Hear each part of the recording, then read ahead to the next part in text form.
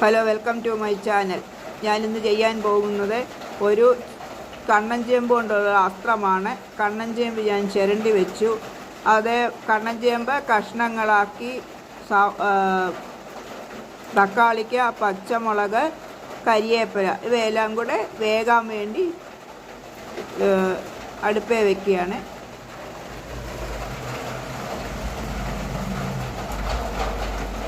ഞാൻ അടുപ്പയിൽ അല്പം വെള്ളം ഒഴിച്ച് വെച്ച ശേഷം അല്പം മുളക് പൊടി, ഒരു 1.5 സ്പൂൺ മുളക് പൊടി, ഒരു 1/4 ടീസ്പൂണോളം മഞ്ഞൾപ്പൊടി ഇത് ചേർത്ത് ഉപ്പും കൂടെ ഇട്ട് വേവിക്കണം.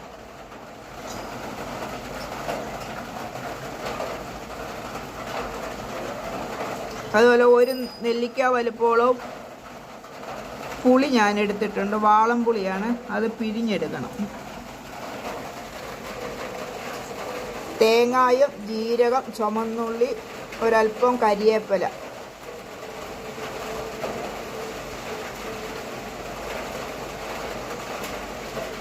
എല്ലാം കൂടെ അരക്കി എടുക്കണം. അത് ഞാൻ അരച്ചെടുത്തു. വാളംപുളി പിഴിഞ്ഞ് വെച്ചു.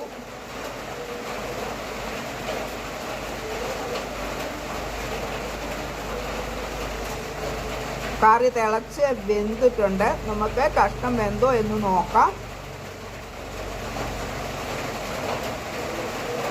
ഇപ്പോൾ ഭയങ്കര ചൂടാണ്.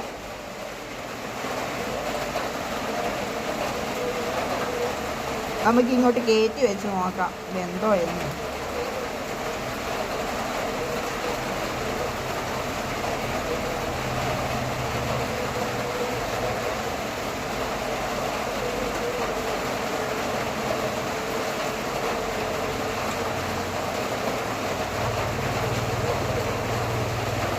ഇതുപോലെ ഒരു കറി ഉണ്ടെങ്കിൽ നമ്മൾ ചോറ് കഴിക്കാൻ വളരെ സുഖമാണ്.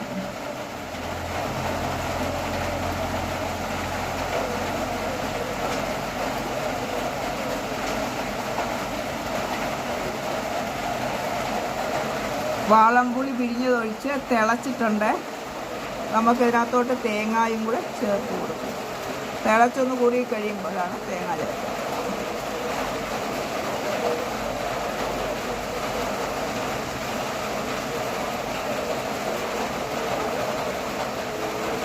തേങ്ങ ചേർത്ത് കൊടുക്കുകയാണ്.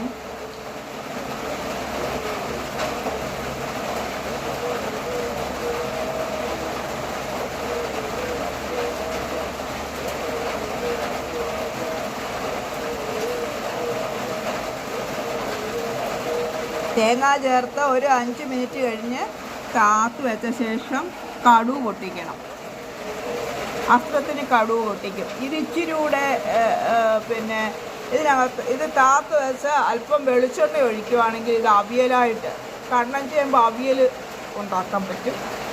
ഇത് മാത്രം മതി. കണ്ണൻ ചേമ്പും ഇതുപോലെ തക്കാളിക്കായൊക്കെ ഇട്ട് അവിയലും ഉണ്ടാക്കാൻ പറ്റും.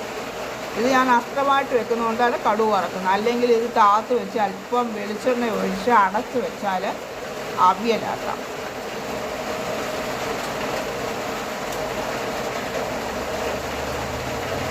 നിങ്ങളവിടെയൊക്കെ മഴയുണ്ടോ? ഭയങ്കര മഴയാണ്.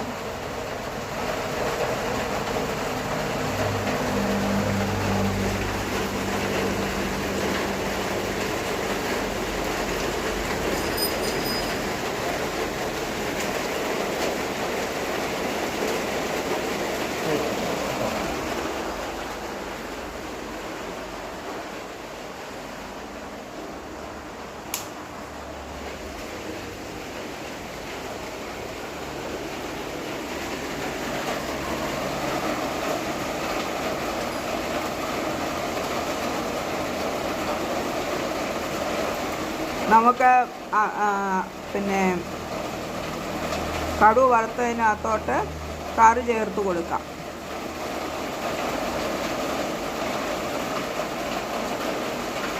നമുക്കിത് നന്നായിട്ട് അതിനകത്തോട്ട് ഒഴിച്ച് എല്ലാം കൂടെ ഇളക്കി വാങ്ങി വെക്കാം.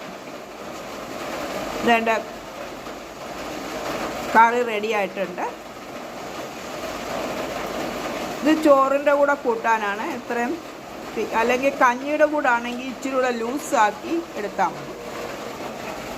അല്പം വെള്ളം കൂട്ടി നമ്മൾ വെന്തെടുത്താൽ മതി. അപ്പോൾ അത് ലൂസായിരിക്കും.